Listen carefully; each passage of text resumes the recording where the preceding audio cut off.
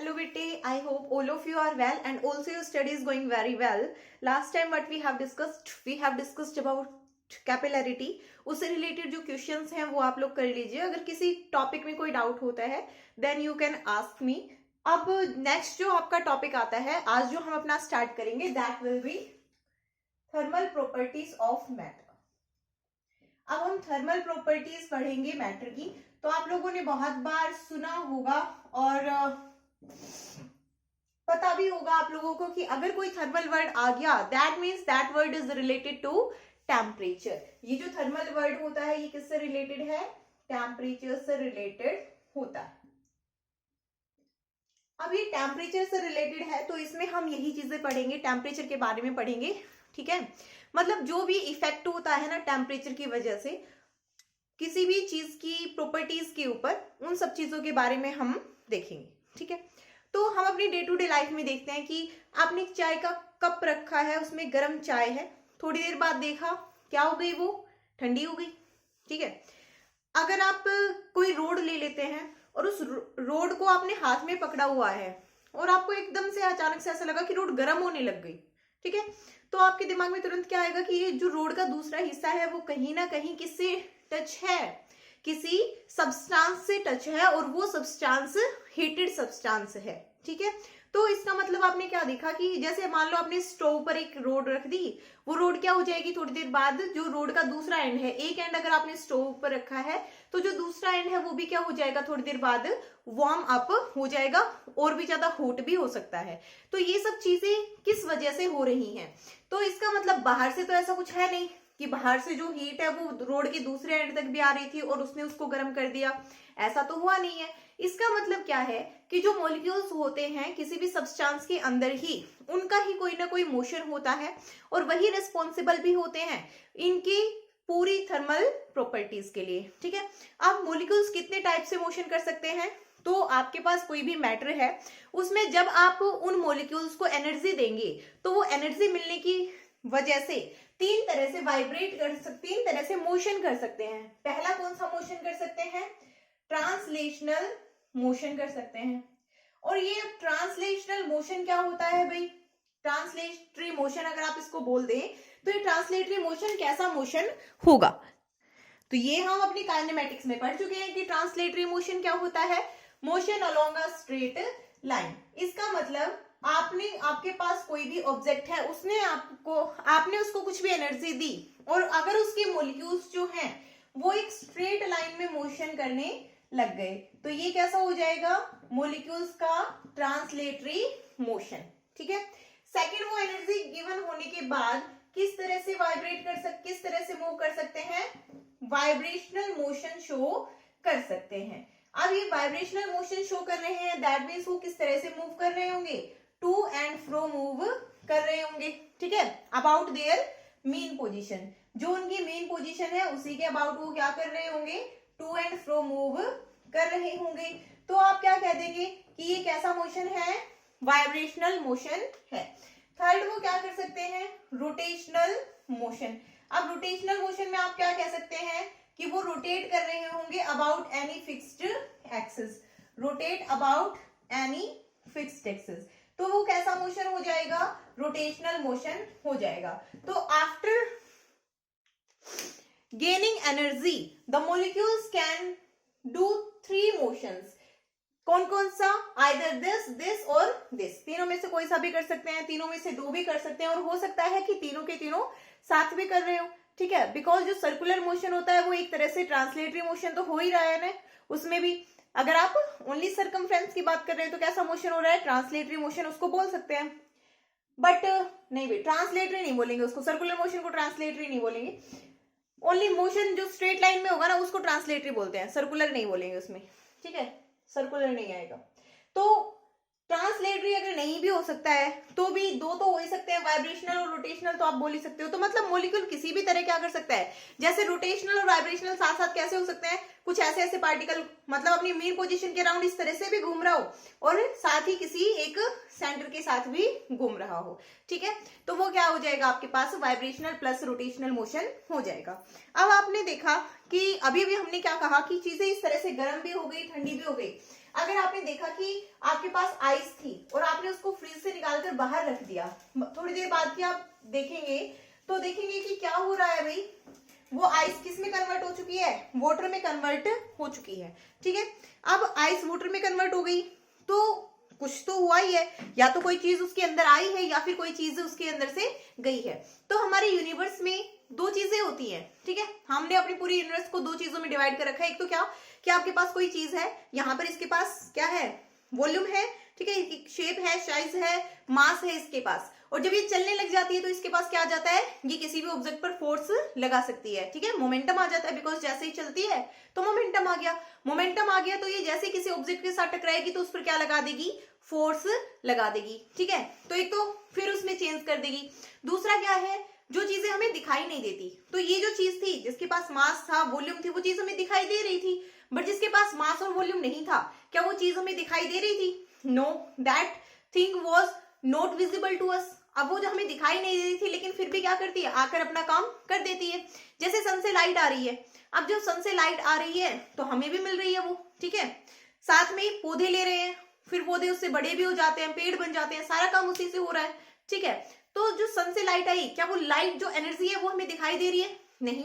That means जो चीज हुई, सबसे पहले स्टार्टिंग में हम क्या बोलते थे, क्या सोचते थे कि जैसे कोई कप है, कोई भी चाय का कप है, वो थोड़ी देर में ठंडा हो गया, मतलब उसमें चाय थी, गर्म चाय थी, वो थोड़ी देर में ठंडा हो गया, तो हमने क्या सोचा कि इसमें से कुछ लिक्विड चला गया। ठीक है, इसमें से कुछ लिक्विड चला गया और उसकी वजह से ये क्या हो गया, ठंडा हो गया। अगर कोई चीज गर्म होने लगी, जैसे आइस है, ठीक है, आइस थोड़ी देर में किस में कन्वर्ट हो गई, वाटर में कन्वर्ट हो गई, तो हमने क्या कहा, इसमें कुछ लिक्विड आ गया। स्टार्टिंग में यही बोलते थे कि इसमें कुछ लिक्विड आ गया है, और उस लिक्विड को क्या बोलते थे, कैलोरी, जो आजकल किसकी यूनिट बनी हुई है, हीट की एनर्जी, हीट की यूनिट बनी हुई है। ठीक है, तो हम क्या बोलते थे कि इसमें क्या आ गई है, एनर्जी आ गई है, इसमें कुछ लिक्विड आ गया है और इसमें कैलोरी आ गई है। फिर हमने थोड़ी दिनों बाद क्या देखा, थोड़ी दिनों बाद उस चीज को और मॉडिफाई किया और क्या देखा कि वो तो क्या है भाई, उसका नाम क्या दे दिया, हीट। और इस हीट को क्या कहा कि ये क्या है, पहली चीज तो थर्मल एनर्जी है ये। ठीक है, थर्मल एनर्जी है। क्यों है थर्मल एनर्जी? बिकॉज किस वजह से आ रही है, due to motion of the molecules के मोशन की वजह से आ रही है। और ये एनर्जी क्या करती है, ये हीट क्या होती है, it is a form of energy. ठीक है, ये क्या है, it is a form of energy. ये क्या हो रहा है भाई, किसकी फॉर्म है, एनर्जी की फॉर्म है। और ये फॉर्म ऑफ एनर्जी क्या करती है, विच changes the temperature of any substance.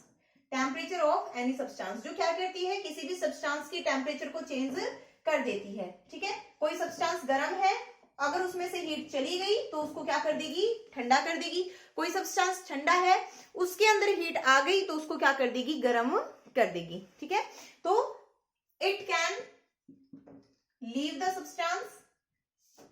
Substance और and also it can enter the substance. अब अगर ये सब्सटेंस को छोड़ेगी, leave the substance, if it leaves the substance then the substance will become cool. कैसा हो जाएगा, कूल हो जाएगा। ऑन लीविंग कूलिंग होती है, and on entering of heat क्या होगी, हीटिंग हो जाएगी भाई। ठीक है, हीटिंग हो जाएगी। अब देखो ये कूलिंग और हीटिंग क्या होता है। अब आपने किसी चीज को टच किया, आपने क्या कह दिया, गर्म है। थोड़ी देर बाद किसी दूसरी चीज को टच किया, जैसे बर्फ को टच किया, उसको आपने क्या कह दिया कि ये क्या है, ठंडी है। तो एक्चुअली व्हाट इज इट, तो है क्या भाई, हमारी सेंसेशन है और इन्हीं सेंसेशंस को नाम दे दिया गया। स्टार्टिंग में एक फिक्स नाम दे दिया गया कि ये जो सेंसेशन है, इस तरह की जो सेंसेशन है उसको क्या कहेंगे, हीटिंग। दूसरे तरह की जो सेंसेशन है उसको क्या कहेंगे, कूलिंग कहेंगे। ठीक है, तो ये फिक्स, मतलब फिजिक्स में तो कोई भी क्वांटिटी है उसको एक फिक्स नाम देना जरूरी है ना, तो इसीलिए बोल दिया कि ये क्या है, हीटिंग हो रही है। दूसरे में हमने बोल दिया कि इसमें क्या हो रही है भाई, कूलिंग हो रही है। ठीक है, तो ये हमारी सेंसेशन ही है, हीटिंग और कूलिंग। ठीक है, और बताता कौन है इनको बताता है उन सब्सटेंसेस का टेम्परेचर। अब जब टेम्परेचर को डिनोट करना था तो उसके लिए एक फिक्स स्टैंडर्ड बनाया गया। तो अभी हम पढ़ेंगे टेम्परेचर के बारे में, लेकिन उससे पहले हम यूनिट्स ऑफ हीट और देख लेते हैं कि क्या क्या यूनिट होती है। अब देखो भाई, एक चीज बोला मैंने कि क्या है, हीट थर्मल एनर्जी है। तो आप हीट की और भी डेफिनेशन बता सकते हो। क्या बता सकते हो? That heat is the total thermal energy possessed by any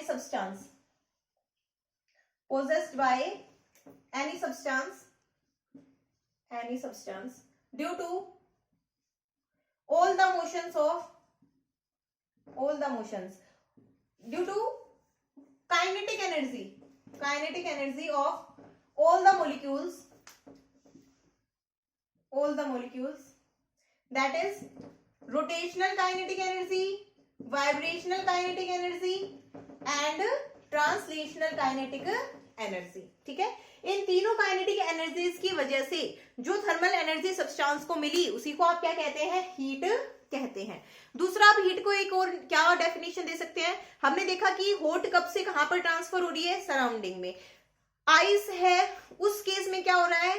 surrounding से आइस के अंदर आ रही है, तो क्या हो रहा है?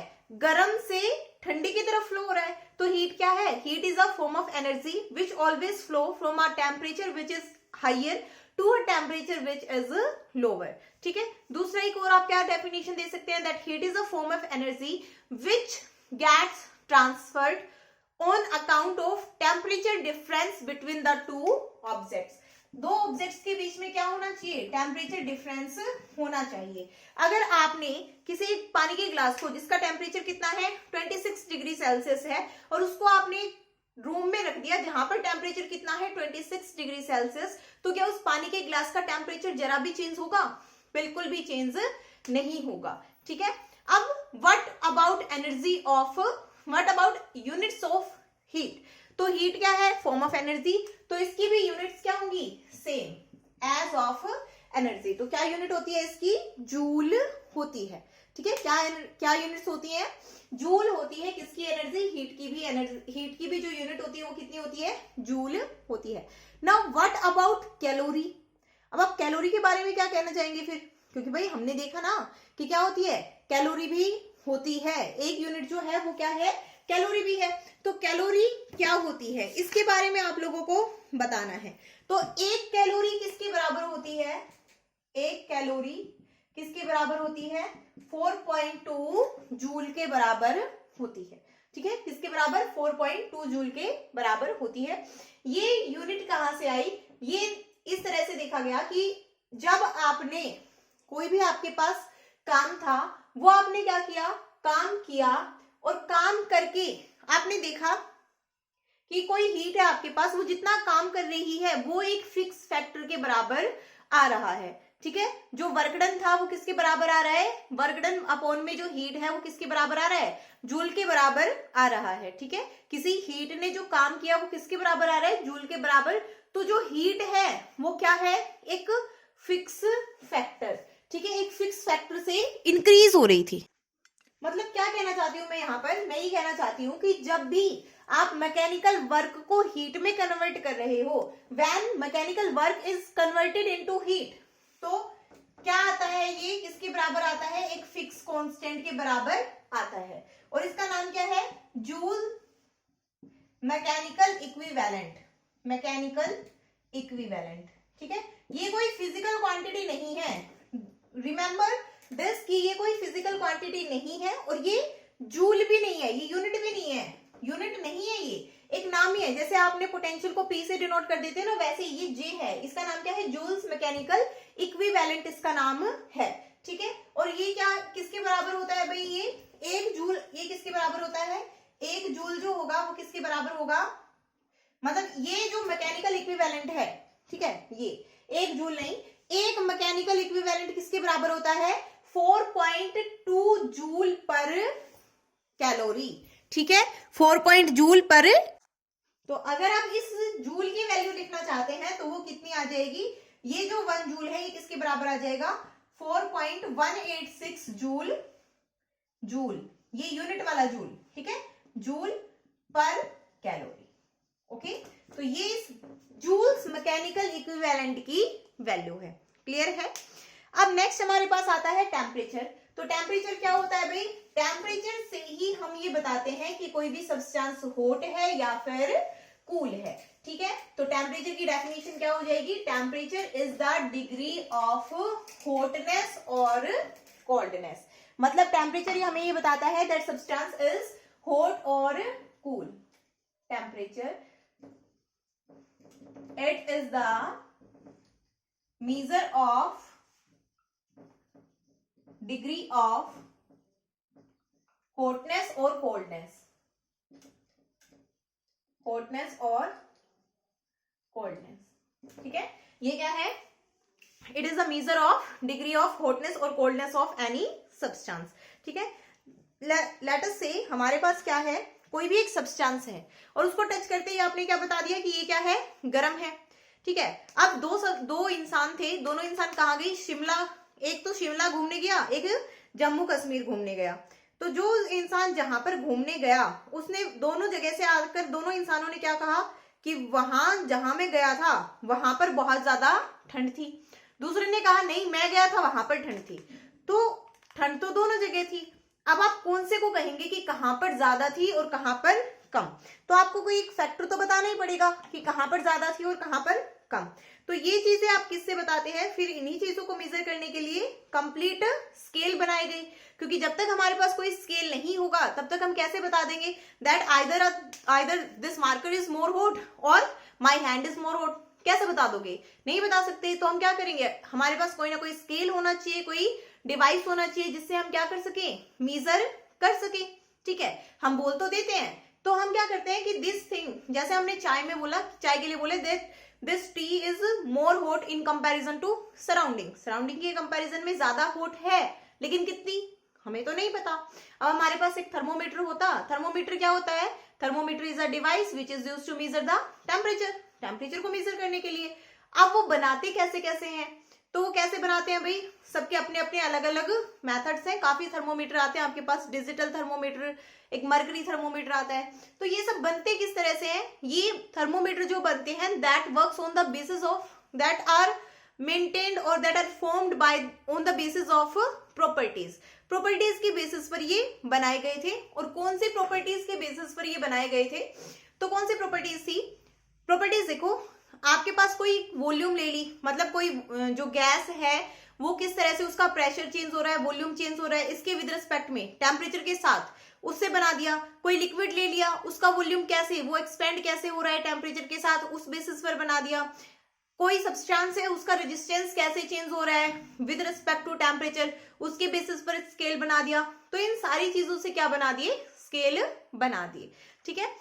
और नॉर्मली आप लोगों ने मोस्ट ऑफ सभी ने देख रखा होगा एक स्केल तो, और कौन सा स्केल है वो, थर्मोमीटर। कौन सा? Mercury thermometer. डिजिटल थर्मोमीटर भी आजकल सभी ने देख रखा है ना, सुबह सुबह तुम्हारा टेम्परेचर मेजर कर लिया जाता है। तो वो चीजें हैं।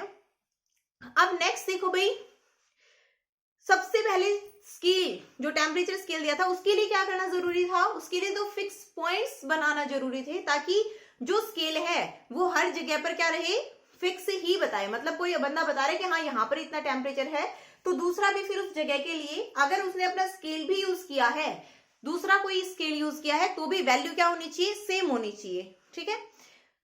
अब देखो ये किस तरह से डिसाइड होता है, जैसे हमें पता है कि जैसे सनराइज हो रहा है और फिर सनसेट हो रहा है, कि टोटल कितने आवर्स में पूरा एक रिवोल्यूशन लगा रही है हमारी अर्थ, मतलब रोटेशन कर रही है 24 आवर्स में। फिर उसको क्या किया, 24 घंटों में तोड़ दिया, फिर हर 24 घंटे को 60 मिनट में तोड़ दिया। तो अब कोई भी, मतलब in all over the world कोई भी कंट्री ये नहीं कह सकती कि मेरा 1 घंटा तुम्हारे 1 घंटे से बड़ा है, ठीक है। कोई ये भी नहीं कह सकता कि मेरा 1 दिन तुम्हारे 1 दिन से बड़ा है। मतलब दिन मतलब पूरे 24 आवर्स, ओके। हो सकता है कि कहीं पर थोड़ी दिन थोड़ा ज्यादा लंबा होता है, डे की लेंथ थोड़ी ज्यादा बड़ी हो, डे का टाइम, नाइट का टाइम कम हो, बट ये तो नहीं कह सकते ना कि मेरा पूरा दिन, whole of the day 24 hours, मेरे 24 आवर्स तुम्हारे 24 आवर्स से ज्यादा है। कैसा बोल सकते हो? क्या कहीं पर भी तुम ऐसा बोल सकते हो? या मैं यहाँ पर वीडियो बना रही हूँ तो क्या मैं ये कह दूंगी कि मेरा 1 घंटा तुम्हारे 1 घंटे से ज्यादा है? या फिर तुम ये कह दो कि वीडियो नहीं देख पाते क्योंकि हमारे पास तो टाइम नहीं है, आपके पास बनाने का टाइम है। ऐसा हो सकता है क्या? नहीं, बिल्कुल भी नहीं, ठीक है। जहां पर जो टाइम है वो जितना टाइम मेरे पास लग रहा है उतना ही टाइम तुम्हारे पास लगेगा, ठीक है। अब देखो भाई क्या किया गया, इस कंट्रोवर्सी को, कंप्लीट कंट्रोवर्सी को खत्म करने के लिए जो हमारे पास आइस है उसका मेल्टिंग पॉइंट क्या ले लिया गया, बेस पॉइंट ले लिया गया, ठीक है। मेल्टिंग पॉइंट को क्या ले लिया गया, मेल्टिंग पॉइंट ऑफ आइस, इसको क्या ले लिया गया, बेस पॉइंट, ठीक है। और next boiling point of water को क्या ले लिया गया, हाईएस्ट पॉइंट, ठीक है। उन्होंने क्या बनाया, एक स्केल बना दिया कि आपको अपना जो भी स्केल लिखना है वो इन्हीं के बीच में लिखेंगे, ठीक है। इनसे नीचे जा रहा है तो भी, इनसे ऊपर जा रहा है तो भी। तो सबसे पहले एक स्केल बनाया था, आई थिंक 1710 में या कुछ ऐसा बनाया था, वो बनाया था सेल्सियस में। उन्होंने क्या लिया था, मेल्टिंग पॉइंट ऑफ आइस को कितना लिया था, 0 डिग्री सेल्सियस, कितना लिया था इन्होंने, 0 डिग्री सेल्सियस। और बॉइलिंग पॉइंट ऑफ वाटर को कितना लिया था, 100 डिग्री सेल्सियस। ये उन्होंने अपना कंप्लीट स्केल बना दिया। अब इस स्केल पर उन्होंने क्या किया, 100 डिवीजन बना दिए। कितने डिवीजन बनाए, 100 डिवीजन। मतलब एक डिवीजन, ये आप लोग लिख लेना कि सबसे पहले सेल्सियस स्केल कैसे बना और उस पर क्या क्या चीजें ली गई। तो सेल्सियस स्केल पर क्या क्या चीजें ली गई, मेल्टिंग पॉइंट ऑफ आइस को कितना लिया गया, 0 degree Celsius. Boiling point of water को कितना लिया गया, 100 डिग्री सेल्सियस। टोटल डिविजन्स कितने थे, 100 डिवीजन। और 1 डिवीजन कितने सेल्सियस को डिनोट कर रहा था, 1 डिवीजन डिनोट कर रहा था 1 डिग्री सेल्सियस को, ठीक है। अब नेक्स्ट फिर एक और साइंटिस्ट थे, शायद फ्रेंच साइंटिस्ट थे, फ़ारेनहाइट। उन्होंने क्या किया, उन्होंने अपना खुद का स्केल बनाया और उस स्केल में उन्होंने क्या कहा कि जो मेल्टिंग पॉइंट आइस है उनके हिसाब से वो कितना था, 32 डिग्री फ़ारेनहाइट। और जो बॉइलिंग पॉइंट ऑफ वाटर था वो कितना था, 212 डिग्री फ़ारेनहाइट, ठीक है। अब ये जो चीजें हैं, दोनों स्केल, अब पॉइंट तो दोनों सेम है। अब तुम ये कह सकते हो कि मैडम 0 छोटा होता है 32 बड़ा होता है, तो इसका मतलब ये स्केल पर ज्यादा वैल्यू है। नहीं, ज्यादा वैल्यू नहीं है, सिर्फ उनका लेने का जो तरीका था वो क्या था, डिफरेंट था। इन्होंने 0 डिग्री सेल्सियस से शुरू कर दिया, इन्होंने किससे शुरू कर दिया, 32 डिग्री सेल्सियस से स्टार्ट कर दिया। नेक्स्ट इन्होंने अपने स्केल पर कितने डिवीजन बनाए, 180 डिवीजन्स बना दिए। अब हर एक डिवीजन कितने फ़ारेनहाइट को डिनोट करता था, 1 फ़ारेनहाइट को डिनोट करता था। 180 डिवीजन्स और हर डिवीजन कितने फ़ारेनहाइट को डिनोट कर रहा है, 1 डिवीजन को, ठीक है। अब इसका मतलब क्या हुआ कि 0 डिग्री सेल्सियस कितने फ़ारेनहाइट के बराबर हो रहा है भाई, 32 फ़ारेनहाइट के। और 100 डिग्री सेल्सियस कितने फ़ारेनहाइट के बराबर हो रहा है, 212 डिग्री फ़ारेनहाइट के। अब मैं ये जानना चाहती हूं कि कौन सा स्केल पर 1 डिग्री बड़ी होगी, कौन से स्केल पर 1 डिग्री बड़ी होगी, सेल्सियस स्केल पर या फिर फ़ारेनहाइट स्केल पर, बताओ। अब ये देखकर मत बोलना कि फ़ारेनहाइट पर बड़ी होगी। देखो, तुम्हें यहां से चलना है और इस पॉइंट पर पहुंचना है। एक तो तुम्हें यहां से यहां पर 100 सीढ़ियां मिली हैं, ठीक है। दूसरा तुम्हें यहां से यहां पर 180 सीढ़ियां मिली हैं। तो कौन सी सीढ़ी की हाइट ज्यादा होगी, इस वाले में या इसमें, ऑब्वियसली किस में ज्यादा होगी, सेल्सियस स्केल में। तो 1 degree Celsius is greater than 1 degree Fahrenheit. 1 degree Celsius जो होता है वो बड़ा होता है 1 डिग्री फ़ारेनहाइट। क्लियर है। अब अगर आपको डिग्री सेल्सियस को फ़ारेनहाइट में कन्वर्ट करना हो तो आप किस तरह से कन्वर्ट करते हैं, तो यहाँ पर ये फॉर्मूला होता है सेल्सियस मतलब स्केल माइनस यहाँ पर 0 मतलब मेल्टिंग पॉइंट और अपॉन में number of divisions on scale. यहाँ पर क्या हो जाएगा, फ़ारेनहाइट जो स्केल है वो माइनस मेल्टिंग पॉइंट और अपॉन में number of divisions on the scale, ठीक है। तो ये फॉर्मूला है, इससे आप कन्वर्ट कर सकते हैं। अब आपको इससे क्या कन्वर्ट करना है, इससे ये कन्वर्ट करना है कि अगर मैं ये कहूं कि हमारी बॉडी का नॉर्मल टेम्परेचर 98 डिग्री या 96 डिग्री फ़ारेनहाइट है, ठीक है, तो हमारी बॉडी का टेम्परेचर सेल्सियस स्केल में आपको बताना है, ठीक है। क्लियर होगा आई थिंक यहाँ तक। अब नेक्स्ट जो है आपके पास वो आता है एब्सोल्यूट स्केल। एब्सोल्यूट स्केल क्या होता है, मतलब हर एक चीज तो होती है, एक चीज तो ऐसी होती है ना कि ये चीज तो फिक्स है भाई कि हाँ बिल्कुल एब्सोल्यूट है, ये बिल्कुल करेक्ट है, तो वो एब्सोल्यूट स्केल के बारे में हम जानना चाहते हैं। तो एब्सोल्यूट स्केल से पहले आपने बॉयल्स लॉ पढ़ा होगा केमिस्ट्री में, तो क्या होता है बॉयल्स लॉ, पहले तो उसको रिमेंबर कर लो। अब देखो भाई क्या है, पीवी किसके बराबर होता है, कांस्टेंट के बराबर होता है, ठीक है। अब हमने एक चीज देखी कि जो प्रेशर है वो डायरेक्टली किसके प्रोपोर्शनल होता है, टेम्परेचर के प्रोपोर्शनल होता है। कोई भी आपने गैस ली, पहली चीज तो टॉपिक क्या डालेंगे, एब्सोल्यूट टेम्परेचर। दूसरी चीज, आजकल जो 7 फंडामेंटल फिजिकल क्वांटिटीज हैं उनमें टेम्परेचर भी एक क्वांटिटी है, जैसे कि लेंथ हो गई, मास, इन चीजों के साथ P किसके प्रोपोर्शनल है कि for any gas, for any ideal gas P किसके प्रोपोर्शनल होता है, डायरेक्टली प्रोपोर्शनल होता है टेम्परेचर के। तो हमने क्या किया, एक ग्राफ बनाना स्टार्ट कर दिया, ठीक है। यहां पर हमने क्या ले लिया, प्रेशर ले लिया, यहां पर टेम्परेचर। तो एक सर्टेन प्रेशर से, मतलब जहां पर प्रेशर था हमने उस पर देखा कि एक सर्टेन टेम्परेचर से, फिर हमने क्या किया, टेम्परेचर को डिक्रीज करना स्टार्ट कर दिया, ठीक है। अब जैसे ही टेम्परेचर 0 डिग्री आया तो हमने देखा कि गैस का कुछ प्रेशर बच गया उस टाइम पे, ठीक है। नेक्स्ट फिर हम और डिक्रीज करने लग गए, नेगेटिव साइड में ले गए टेम्परेचर को, ठीक है। तो हमने देखा कि क्या हुआ, किसी एक सर्टेन पॉइंट पर जाकर गैस क्या हो गई, लिक्विफाई हो गई। इस टेम्परेचर पर गैस क्या हो गई, लिक्विफाई हो गई, मतलब लिक्विड में कन्वर्ट हो गई। अब अगर ये लिक्विड में कन्वर्ट नहीं हुई होती, अब जैसे जैसे आप गैस को कंप्रेस करेंगे तो उसका वॉल्यूम डिक्रीज होता चला जाता है, होता है या नहीं। तो जैसे जैसे आपने गैस को कंप्रेस किया, वॉल्यूम क्या हो रहा है, डिक्रीज हो रहा है। अब वो किस में कन्वर्ट हो चुकी है, लिक्विड में। अगर आप और टेम्परेचर को डिक्रीज करो तो इसका मतलब क्या होना चाहिए, प्रेशर और ज्यादा डिक्रीज होना चाहिए, और प्रेशर और ज्यादा डिक्रीज हो तो वॉल्यूम क्या हो जाना चाहिए, 0। क्या वो पॉसिबल है। उसके बाद और डिक्रीज करो तो वॉल्यूम नेगेटिव, तो कभी पॉसिबल नहीं है। तो यहां पर लिक्विफाई होने पर हमने इसको छोड़ दिया। अब हम आगे और टेम्परेचर डिक्रीज नहीं कर पाए, बट मैथमेटिकली तो हम ऐसा कर सकते हैं। एक ग्राफ आ रहा है हमारे पास, इसका स्लोप सीधा है, हम क्या कर सकते हैं, इसको हमने क्या कर दिया, पीछे की तरफ एक्सटेंड कर दिया, और जहां पर हमें एक पॉइंट मिला कि प्रेशर यहां पर 0 होगा, तो वो पॉइंट आपको क्या मिला, -273.50, ठीक है। क्या मिला, -273.50। ओके, अब तक इसका कोई नाम नहीं था, इसकी सारी सर्च वगैरह कौन कर रहे थे, केल्विन कर रहे थे। तो इसीलिए इसको क्या नाम दे दिया गया, इस स्केल को एब्सोल्यूट स्केल, ठीक है, क्योंकि फिक्स लॉ से लिया गया था, आइडियल गैस से, और इसकी डिस्कवरी की थी केल्विन ने, दैट्स वाई इसको क्या कह दिया गया, केल्विन स्केल, केल्विन स्केल, ठीक है, kelvin scale.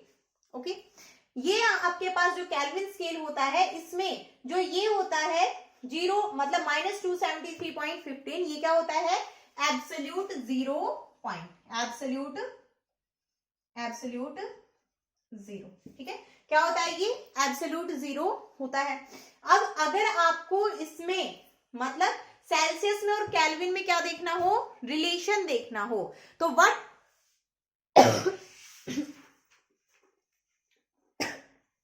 What is the relation between Celsius and Kelvin?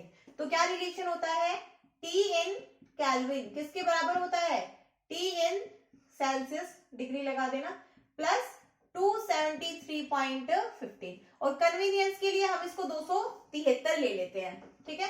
अब अगर आपको केल्विन को सेल्सियस में चेंज करना हो तो कैसे करेंगे, तो क्या आ जाएगा, T in डिग्री सेल्सियस बराबर T in केल्विन माइनस 273.15।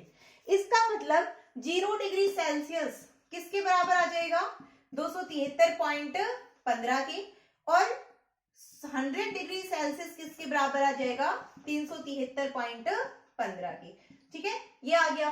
तो हमारे पास जो केल्विन स्केल है उसमें भी कितने डिविजन्स होंगे, 100 डिविजन्स होंगे, और एक जो डिवीजन होगा वो किसको डिनोट करेगा, बोलो भाई, एक डिवीजन किसको डिनोट करेगा, एक डिवीजन आपके पास करेगा एक केल्विन को डिनोट, ठीक है। अब जैसे अभी अभी हमने दोनों को साथ बना के देखा था, सेल्सियस को और फ़ारेनहाइट को। अब हम तीनों को साथ बना के देखना चाहते हैं कि एक्चुअली व्हाट इज द फंडा हियर। तो क्या फंडा है, इधर मैं बना लू किसको, केल्विन को, यहां पर सेल्सियस, यहां पर फ़ारेनहाइट, और ये मैंने ले ली वो 0 वाली लाइन, ठीक है। तो यहां पर कितना होगा, 273.15, ठीक है, थोड़ा यहां से लिखेंगे, 273.15। सेल्सियस स्केल पर कितना आएगा यहाँ पर 0 और फ़ारेनहाइट पर कितना आएगा यहाँ पर 32। ठीक है, अब ये वाला पॉइंट, ये था melting point of ice, melting point of ice. अब लेना है बॉइलिंग पॉइंट ऑफ वाटर। तो बॉइलिंग पॉइंट ऑफ वाटर कितना आ जाएगा, ये आएगा 373.15, ये 100 और ये 212। यहां पर ये, अब एब्सोल्यूट जीरो की बात करें तो एब्सोल्यूट जीरो, तो एब्सोल्यूट जीरो ये कितना आ जाएगा 0, ये कितना आ जाएगा -273.15 और ये कितना आ जाएगा, ये आप लोगों को अब निकालना है। अगर आपको तीनों को एक दूसरे में कन्वर्ट करना हो तो क्या रिलेशन बनेगा, तो रिलेशन देखो वही है, यहां पर लिख लो F, केल्विन से शुरू कर लेते हैं, केल्विन इक्वल सेल्सियस इक्वल और फ़ारेनहाइट। ठीक है, अब तीनों में से क्या करो, इनके जो मेल्टिंग पॉइंट है वो माइनस कर दो। ठीक है, यहां पर 0, यहां पर 32 अपॉन में नंबर ऑफ डिवीजन, तो ये आ गया आपके पास रिलेशन कि आपको तीनों किस तरह से आप तीनों को कन्वर्ट कर सकते हैं। ठीक है, क्लियर है। नेक्स्ट हम करेंगे एक्सपेंशन ऑफ द लिक्विड, वो हम करेंगे